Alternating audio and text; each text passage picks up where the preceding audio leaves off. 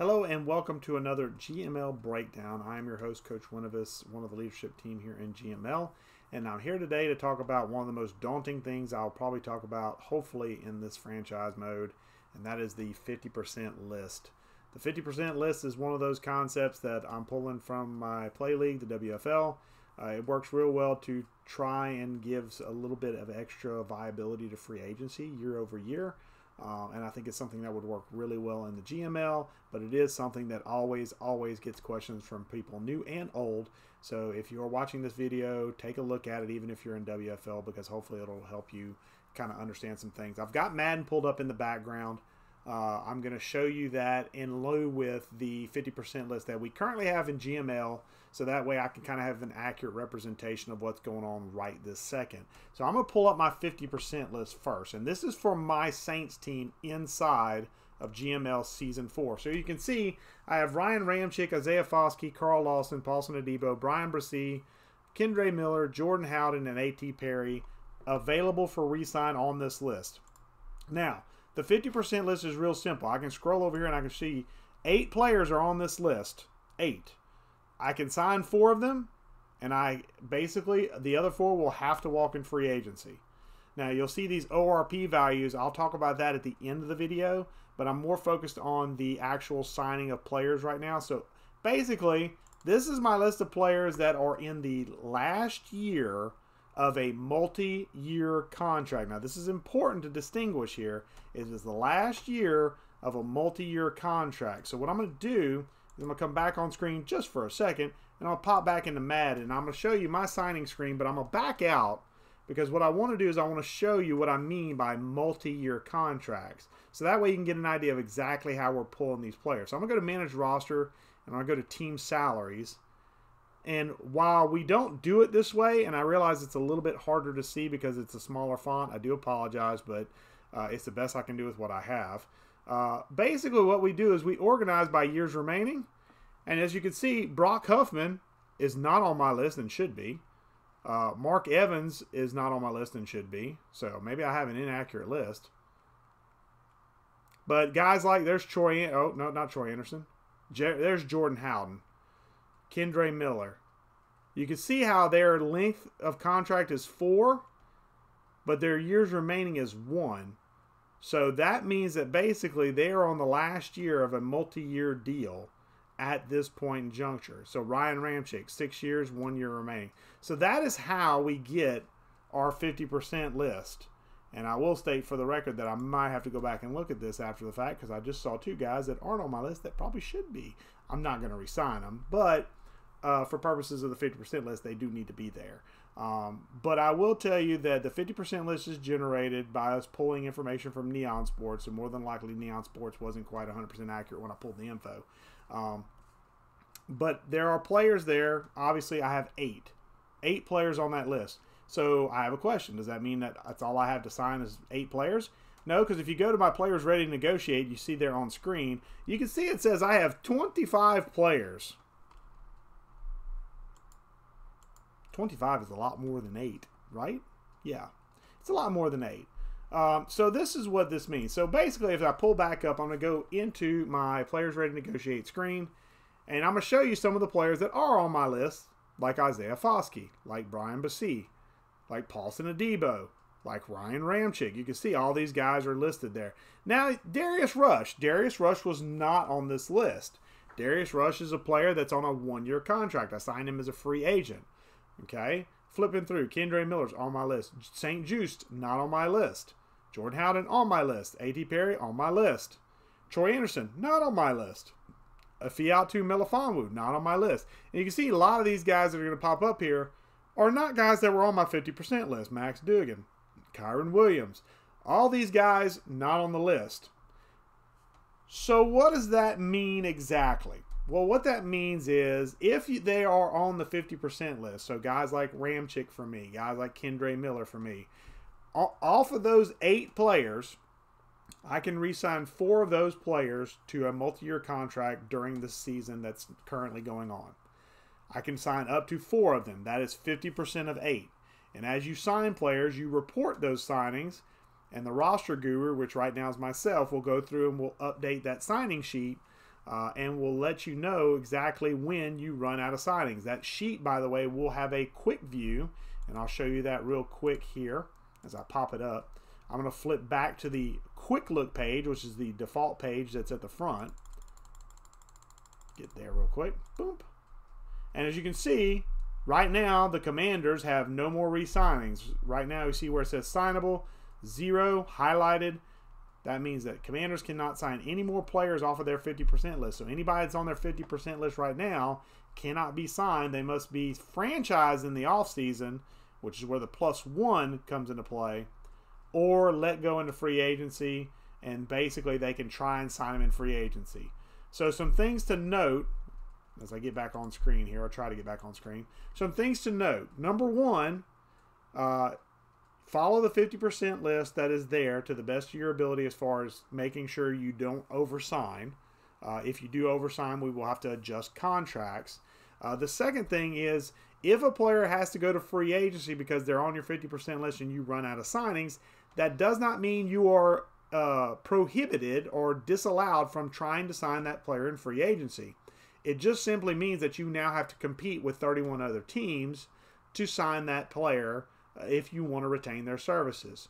Anybody that's on the 50% list, once you get to that signing limit, is fair game. But once you hit that signing limit of the 50%, the only way you can sign an additional player is in the offseason by using a franchise tag. The franchise tagging game is what we're going to use.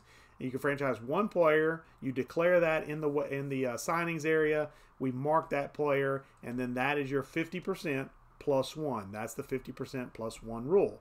Any other player will then go to free agency, where two things can happen, or three things really. Number one, you can attempt to re-sign the player and fight with other teams for that player's rights, meaning it's a bidding war potentially. Number two, you can let that player walk. And if you let that player walk, as I bring back up my 50% list, as I go back to my 50% list, let me get back to it real quick. Let me flip back. Here we go. So let's say I let Ryan Ramczyk walk. I'm done. He's 31, 32 years old. I'm done. I'm in a rebuild. I'm going to let him walk. He's worth, if some other team, any other team signs Ryan Ramczyk in the offseason, I will get one ORP point, one offseason regimen point that I can use towards the offseason regimen program, which will be a separate video where I talk about that. So if you want to know about the off-season regimen program, there will be a link to it eventually. Once I make that video, there'll be a link to it in this video that'll take you to that video. I do not have that for GML right now, but I will make that in the near future. So ORP points will add up in addition to what you start with. Everybody has 10 ORP points to start with, and it's towards that off-season regimen point program. So be aware of that. If you let a player walk and he signs with any other team during free agency, this is crucial, during free agency only. This does not count whenever we get post-draft and we're in preseason of the next season and then somebody signs him. You do not get the points then. It is only for that off-season free agency cycle. If that player is signed, you will get those points that are listed in the RFA section, the ORP point section. You will get those points assigned to your team, and you will have more points to spend on the off-season regimen program as a result. So when we go to sign players, let me see if I can find a player here that I want to re-sign. Let's just look at Teddy Bridgewater. Teddy Bridgewater is not on my 50% list, so I can choose to re-sign him if I want to. And here's where contracts come into play. And I'll kind of tie contract signings into this as well, because obviously this is part of it. So as you can see, I have a neutral deal on the board, and it's one year, $1.4 million with $1 million in bonus. So he wants $2.4 million and a neutral deal to stay. I'd probably need to pay him more because he has no interest to stay, and I don't blame him. New Orleans is pretty much toilet water right now in GML. I can offer him a player-friendly. I can offer him a very player-friendly.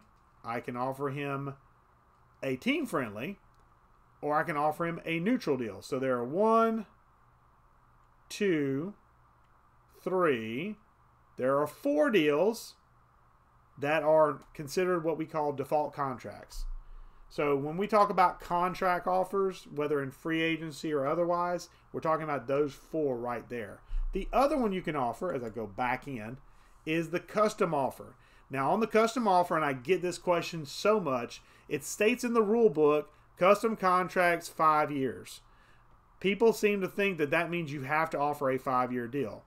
That is not the case.